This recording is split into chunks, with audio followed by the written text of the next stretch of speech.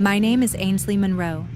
For 6 years, my family told everyone I loved work more than I loved them. Every holiday, my mother would sigh and say, "Ainsley always has another shift." People nodded. They felt sorry for my parents. Nobody knew where my paycheck was actually going, because that same morning, I'd made another mortgage payment on their house. The house they kept telling everyone I'd abandoned. 6 years later, they asked me for even more money. I didn't bring my checkbook. I brought a folder. If you asked my family why I was always late, they'd all give you the same answer. Ainsley loves work more than family. My mother said it so often that eventually everyone believed it. Every Thanksgiving, every Christmas, every birthday. Someone would joke, "Don't wait for Ainsley, she's probably working again." People laughed. I smiled, because explaining the truth would have embarrassed the only people I was still trying to protect. I didn't know it then, but my silence was becoming their greatest weapon. 6 years earlier, everything had been different. I was finishing a 12-hour hospital shift when my mom called. She was crying so hard I could barely understand her. "Ainsley, we're going to lose the house." Dad's work hours had been cut for months. Mortgage payments were behind. The bank had sent another warning. For the first time in my life, I heard fear in my father's voice. "We'll figure something out." But he sounded like he no longer believed it himself. That night, I sat at my tiny apartment kitchen table. I opened my savings account. Money I'd been putting aside for a future home. Without thinking twice, I transferred enough to cover the overdue mortgage. A few minutes later, Mom called back. "We don't know how to thank you," Dad quietly added. "This is only temporary." I smiled. "We're family." I truly believed it would only last a few months. I couldn't have been more wrong. The following weekend, Dad came to my apartment. He looked embarrassed. Before leaving, he quietly said, "Please don't tell your brother or Blair. They don't need to worry." Mom quickly added, "And people don't need to know we're struggling." I agreed. I thought I was protecting my parents' dignity. Looking back, I was protecting a lie. One payment became two. Two became 6. Months quietly turned into years. Whenever the mortgage was due, Mom would send a short message. "Honey, we're a little short again." No long explanation, no discussion. I simply transferred the money. Eventually, it became part of my monthly budget, almost like another bill, except this one never belonged to me. 3 years later, I rushed straight from another double shift to Thanksgiving dinner. By the time I arrived, most of the food was gone. Blair laughed when she saw me. Wow. Money came first again. Several relatives smiled awkwardly. Then Mom sighed dramatically. Some daughters make time for family. Others always have another excuse. A few people chuckled. Nobody defended me, not even Dad. Earlier that morning, I'd paid their mortgage. Meanwhile, Blair had become the family's golden child. She visited once or twice a month, always carrying flowers, always taking pictures. Mom filled Facebook with captions like, "So grateful for the daughter who's always here." Hundreds of likes, heart emojis, comments about what an amazing daughter she was. Nobody knew. She had never helped pay a single household bill. While everyone assumed I was chasing money, my own life barely moved forward. I drove the same old SUV year after year, skipped vacations, worked weekends, ignored promotions that required relocating. Every extra dollar went somewhere else. Friends kept asking, "When are you buying your own place?" I always answered, "Soon." But soon kept getting delayed, because every month, someone else's mortgage came first. The final straw should have been Blair's engagement party. Mom stood with a glass of champagne and smiled proudly. "I have 2 daughters. One stayed close to family. The other," she looked directly at me, "is always working." Everyone laughed politely. Then she wrapped her arm around Blair. "This is the daughter who never forgot where home is." Dad looked down at his plate. He knew the truth. But once again, he stayed silent. I left the party early. I had another overnight shift. As I reached my car, my phone buzzed. It was Mom. For 1 second, I thought she wanted to apologize. Instead, the message said, "Honey, the mortgage is due Friday. Can you help us one more time?" I stared at the screen, then looked back at the house, where everyone believed I loved work more than family. I sent the money. But for the first time in 6 years, I also started saving every receipt. Something inside me whispered, one day I was going to need proof. The morning after the engagement party, Dad called me before work. His voice sounded unusually careful. "Ainsley, we're going to need a little more this month." I frowned. More? The property taxes increased. Before I could answer, Mom took the phone. "And with the wedding coming up, we're under a lot of pressure." Something about her tone felt different. Less desperate, more expectant. For the first time, I didn't send the money immediately. Instead, I asked one question. "Can you send me the latest mortgage statement?" The line went quiet. Mom laughed nervously. "Why would you need that? I've been helping for 6 years. I just want to understand where things stand." Dad quickly interrupted. "I'll look for it." But somehow, the statement never arrived. That was my first real warning. A week later, I checked my bank records. Every transfer I'd ever made was still there, month after month, year after year. Some were for $1,500. Others were over $2,000. I started adding everything together. The number kept climbing. I stopped halfway through. I wasn't ready to see the final total yet. Meanwhile, Blair posted something new almost every day. A luxury wedding venue, designer invitations, a beachfront honeymoon, custom bridesmaid dresses. Everyone commented, "You deserve the fairy tale." I smiled politely, but one question kept bothering me. If my parents couldn't afford their mortgage, how were they helping pay for all of this? The following Friday, I called the mortgage company. I wasn't asking for private information. I simply wanted to confirm my payments had been received. The representative politely verified several transfer dates. Then she casually asked, "Are you calling about the refinance?" I froze. "The what?" There was a long pause. "I'm sorry. I may have misunderstood." But she'd already said enough. Nobody had mentioned a refinance. That weekend I visited my parents. Dad was organizing paperwork in the dining room. When he stepped outside to answer a call, one document slid onto the floor. I picked it up. Across the top, it read, "Home Equity Refinance Disclosure." Before I could read more, Dad rushed back inside. He quietly took the papers from my hands. "We'll talk later." We never did. That night, I couldn't sleep. Instead, I downloaded 6 years of bank statements, transfer after transfer. Every payment highlighted, every date matched with a text from Mom asking for help. Then I opened a spreadsheet. For the first time, I wasn't sending money. I was following it. The pattern was becoming impossible to ignore.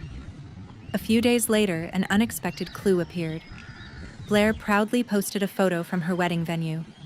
She accidentally left one corner of the contract visible. The deposit date caught my attention. It matched almost perfectly with the week my parents had asked me for their biggest mortgage payment ever. Coincidence? Maybe. But my instincts said otherwise. That evening, I drove to an office supply store. I bought one large binder, plastic sleeves, sticky notes, highlighters. When I got home, I labeled the cover with one word, mortgage. For 6 years, I'd protected my family's reputation. Now, I was quietly protecting the truth. 3 days later, Mom called. "Honey, we'd love for you to come to dinner Sunday. It'll just be family." Her voice sounded unusually cheerful, almost rehearsed. Before hanging up, she added, "Oh, Blair and Preston will be there too." The moment I ended the call, my phone buzzed again. It was Dad. Only 4 words. "Bring your checkbook." I stared at the message for several seconds. then looked at the growing folder on my kitchen table. For the first time in 6 years, I wasn't walking into a family dinner unprepared. I was walking in with evidence. Sunday dinner started exactly the way I expected. Mom had cooked my favorite roast. Dad smiled more than usual. Blair and her fiancé, Preston, were already sitting at the table. For a few minutes, everyone acted like nothing was wrong. Then Mom finally cleared her throat. "Honey, we've hit another rough patch." Dad quietly pushed a folder toward me. "We need about $20,000. I looked at the folder, then back at them.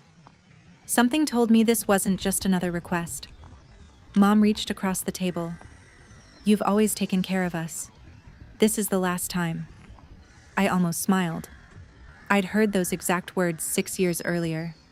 The last time. Only, the last time had happened dozens of times. Before answering, I calmly asked, "What exactly is the money for?" Nobody answered immediately. Instead, Blair spoke first. "We're family." "Does it really matter?" Yes. For the first time, it did. Dad finally admitted, "The bank wants another signature." I frowned. "What signature?" He exchanged a nervous look with Mom. "The refinance. We'd like you to co-sign." Now everything made sense. This dinner wasn't about asking for help. It was about asking me to become responsible for even more debt. Without giving me the full story, that changed everything. Blair leaned back in her chair. "You've always been good with money. You'll recover." Preston nodded in agreement. "It's just paperwork." I looked directly at both of them. Neither had ever made a mortgage payment. Neither had ever worked double shifts to keep that house. Yet somehow, they had opinions about my finances. I stayed calm, because I hadn't opened my folder yet. Instead of reaching for my checkbook, I reached into my bag, then placed a thick blue binder on the dining room table. Nobody spoke.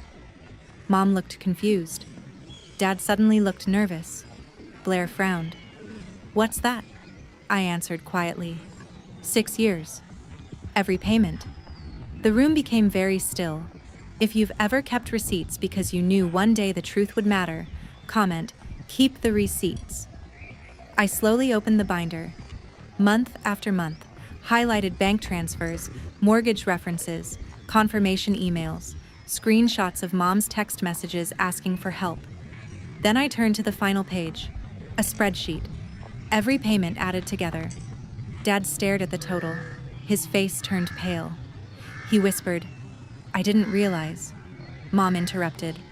"Money isn't everything." I looked at her calmly. "No. But honesty is?" Blair rolled her eyes. "So what? You helped your parents. That's what families do." I nodded. "You're right." Then I looked directly at her. "Can you show me one payment you made?" She opened her mouth, then closed it again. For the first time all evening, she had nothing to say. I slid another document across the table. The refinance disclosure. Dad immediately recognized it. I quietly continued. I did some research. The home equity loan wasn't used for repairs. It wasn't used for overdue mortgage payments. I placed another page beside it, a copy of the county filing, then another, a payment schedule. Mom slowly stopped smiling. She knew exactly where this was going. Finally. I placed several highlighted transactions in front of everyone. Wedding venue deposit, bridal boutique payment, honeymoon reservation.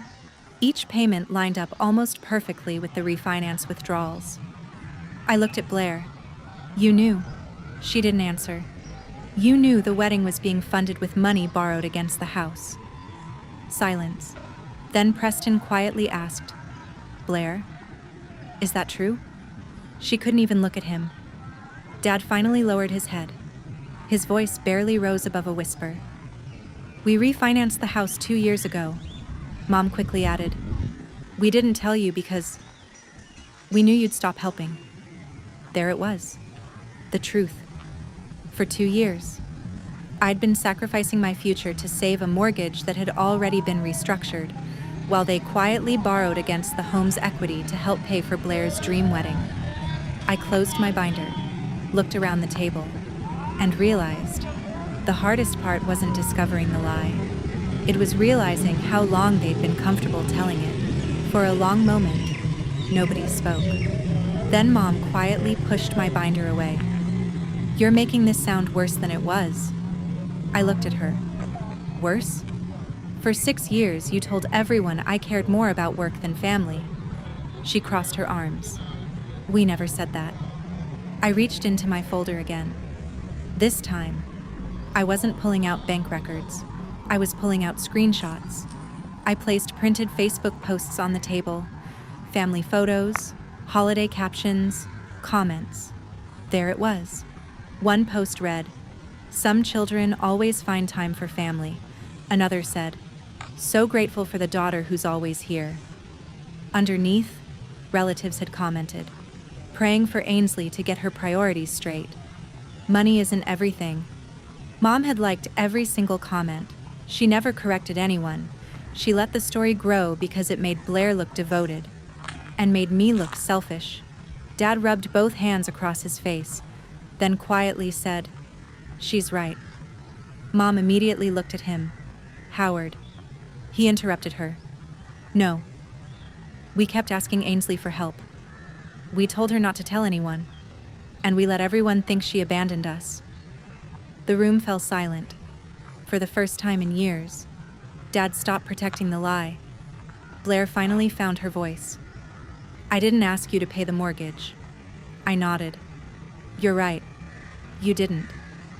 But you accepted a wedding funded by equity taken from the same house I was helping save." She looked toward Mom. "I didn't know all the details." I quietly slid another page across the table. It wasn't a bank record. It was a printed text conversation. Mom had written, "Don't mention the refinance to Ainsley. She worries too much." Then another message appeared. "She'll build a house of her own someday. You and Preston don't have one. This house should eventually belong to you." Blair's eyes immediately filled with tears. "I told you we shouldn't decide that without talking to Ainsley." Mom quickly interrupted. "I was only thinking about your future. I honestly believed she'd build a home of her own. You didn't even have a home yet." Dad looked up so fast his chair nearly scraped the floor. "What?" He grabbed the papers from the table. "You were planning to give the house to Blair?" Mom looked stunned. "I never said now. I only meant someday." Dad slowly shook his head. "You never told me." The room fell completely silent. For the first time, I realized I hadn't been paying 6 years to save my parents' home. I'd been helping protect a house my mother quietly hoped would one day belong to someone else. Even Blair looked horrified. "Mom, I never wanted it like this." Nobody spoke after that, because there was nothing left to defend. Mom suddenly reached for my hand. "Honey, what's done is done. We still need your help." Dad quietly added, "If you co-sign this refinance, we'll never ask again." I slowly pulled my hand away, then closed my binder. I've heard that promise before. 6 years earlier, 5 years earlier, last year, last month. Not anymore. I stood up, then looked at each person around the table. I'm not signing. I'm not making another payment. And I'm not becoming responsible for debt I didn't create. Mom's eyes filled with tears. "So you're abandoning us?" I shook my head. "No. I'm simply stopping you from abandoning me again." For the first time, I chose myself. Before leaving, I placed one sealed envelope on the table. Inside were copies of every payment, every bank transfer, every mortgage reference, every text asking me for money. Then I quietly said, "I've already made copies. If anyone questions where the money came from, they'll have the truth." Mom's face lost all color. She finally understood. My silence had protected them. Now, it wouldn't. Over the next few days, I didn't post anything online. I didn't argue. I simply answered questions honestly. When relatives called asking why I'd refused to help, I emailed them the documents. 6 years of transfers, mortgage confirmations, screenshots. Nobody had to choose sides. The paperwork spoke for itself. One by one.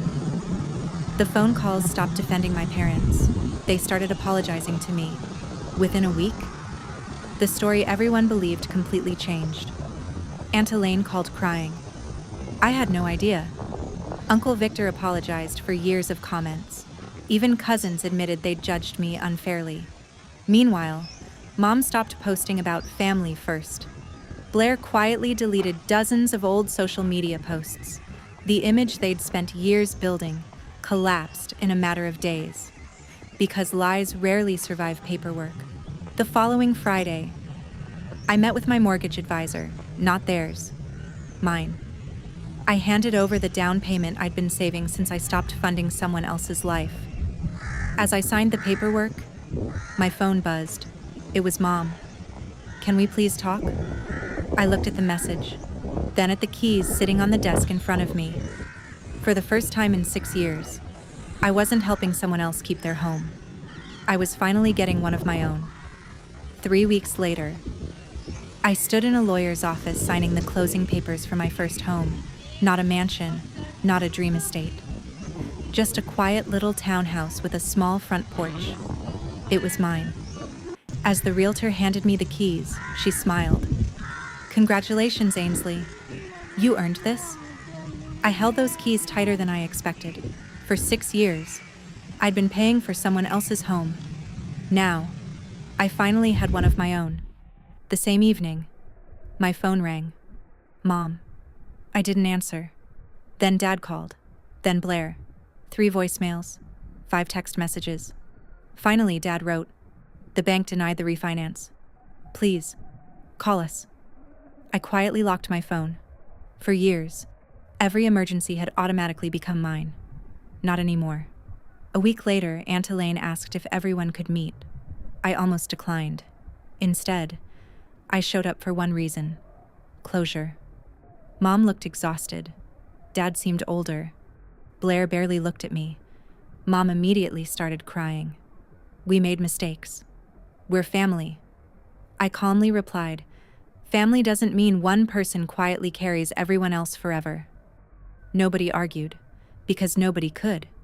If you've ever been the person holding everyone together while nobody noticed, comment, I finally chose myself. After several minutes of silence, Blair finally looked up. Her voice was barely above a whisper. I owe you an apology. I didn't say anything. She took a slow breath. I knew Mom wanted this house to be mine someday. I told her we shouldn't decide that without talking to you. But when she told me to keep it quiet, I did. She wiped away a tear. I kept telling myself it wasn't really happening yet. That somehow it would all work out. Then she looked directly at me. But while I stayed silent, you kept paying the mortgage. I let you carry a burden that should have never been yours. I'm so sorry. The room stayed completely quiet. Mom looked down at the table. Dad slowly closed his eyes. I nodded once. I appreciate you finally telling the truth. Some apologies rebuild trust. Others simply acknowledge the damage that can never be undone. As everyone prepared to leave, Mom quietly followed me outside. Ainsley, the mortgage payment is due next month. I know I shouldn't ask, but could you help us one last time? For a moment, I remembered the frightened woman who'd called me 6 years earlier, but she wasn't asking out of desperation anymore. She was asking out of habit. And habits only change when someone finally says no. I looked at her calmly. For 6 years, I worked holidays, missed birthdays, skipped vacations, delayed buying my own home. You told everyone I loved work more than family. She lowered her eyes. Then I quietly finished. The truth is, all while you were quietly planning for that house to belong to someone else. You just never told anyone. She started crying. This time, I didn't try to comfort her. That Thanksgiving, I stayed home. A few close friends came over. My next-door neighbors brought dessert. Nobody cared that the turkey wasn't perfect. Nobody kept score. Nobody asked how much money I made. Halfway through dinner, one friend smiled. "This feels peaceful." I looked around my own dining room. It really does. For the first time in years, I wasn't exhausted after a holiday. I actually enjoyed it. A month later, Dad came to my townhouse alone. He looked around quietly. "I've never seen you this happy." I smiled. "Neither have I." He handed me an envelope. Inside was a handwritten note. "I'm sorry I stayed silent when your mother made you the villain. I should have protected my daughter instead of my pride." I believed him. But forgiveness and trust aren't the same thing. One can return long before the other. Over the next several months, I slowly rebuilt relationships with some relatives. Aunt Elaine visited. Uncle Victor apologized again. Even a few cousins admitted they'd judged me unfairly. But one thing never changed. I was no longer the family's emergency fund. Whenever money became the topic, my answer stayed the same. No. It wasn't cruel. It was healthy. Because boundaries are promises you finally make to yourself. People still occasionally ask why I worked so many holidays. My mother used to answer for me. Now, I answer for myself. I wasn't chasing money. I was trying to save my family. The sad part is, the people I sacrificed the most for were the ones who told everyone I'd abandoned them. For 6 years, I paid for a house where I was treated like a guest. The day I stopped paying, I finally found a place that truly felt like home. They told everyone I chose work over family. The truth was, I chose work because they quietly chose my paycheck over their daughter. And the first home I ever truly saved was my own.